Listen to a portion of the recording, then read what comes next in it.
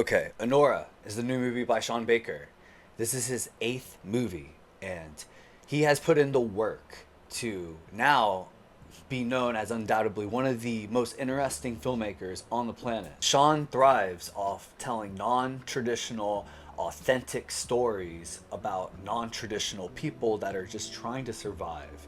From shooting on iPhones with Tangerine to directing an Oscar nominated Willem Dafoe for his role on The Florida Project, and also re energizing the acting career of Simon Rex on Red Rocket. All his movies feel so connected, and yet you can't help but to notice the slight upgrades and higher challenges that he tackles on each new production. And here we are with Anora, the Palme d'Or winning masterwork from Sean, and it is a real achievement on his filmography.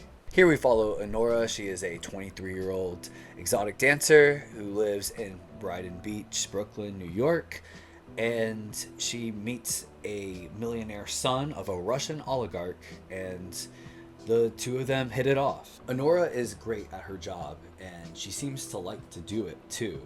The amount of detail that we're given as an audience on this movie, from the choreography of Anora's dances to the unwitty but earnest and naturally funny dialogue that she'll have with other people, it elevates characterization so much. There's a certain strength and pathos in a character like Annie that makes her such an unlikely but compelling character. She's no Rey Skywalker. Like her or not, she finds herself in challenges that she is either in control of or out of control. There's something about this character that feels like she has been in crazy situations before and has had to defend herself in one way or another, whether it be through work or just things that are off screen. And the relationship that she has with this young man, Vanya, it feels so plausible and pure. They're focusing on the butterflies and the highs and lows of being young and in love. And I think a lot of this is contributed by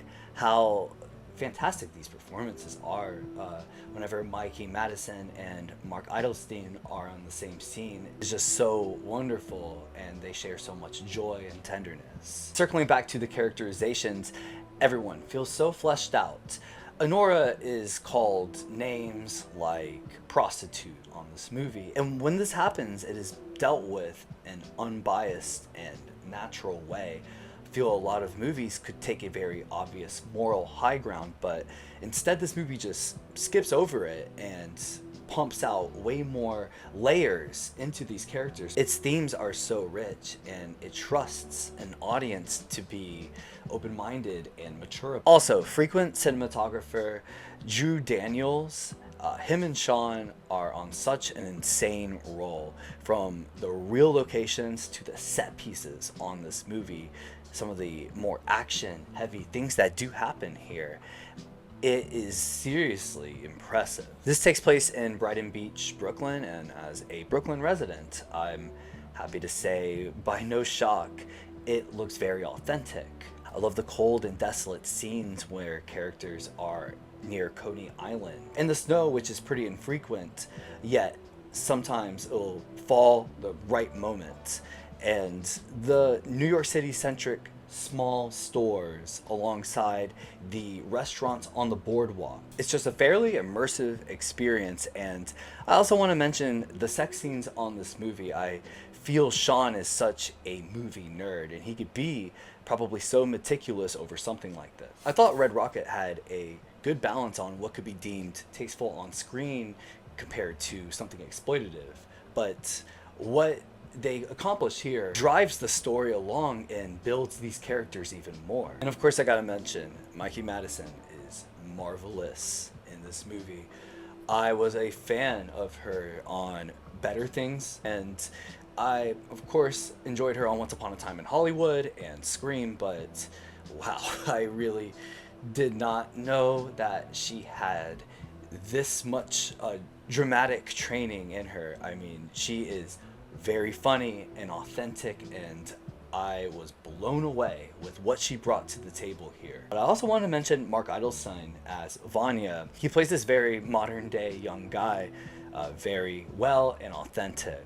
I will mention this movie could be a bit of a headache. There are a lot of arguments, and not spiritual debates, but screaming and fighting, and Sean and the team take this up another level, opposed to the antics that are on his other movies. And some scenes do go on a little bit long.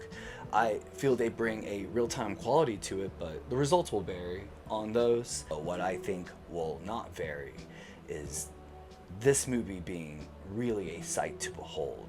The final scene on this movie just blew my mind. I found it so profound, and I think all of Sean Baker's endings are exceptionally good, but this ending may go down as one of my all-time favorites. I find this movie to be a remarkable piece of contemporary American art and a new benchmark on the provocative indie movie. I think what we get here is something very elevated. I would give Anora a 9.1. It will be playing in select theaters on October 17th, and it is released by Neon. Thank you for watching.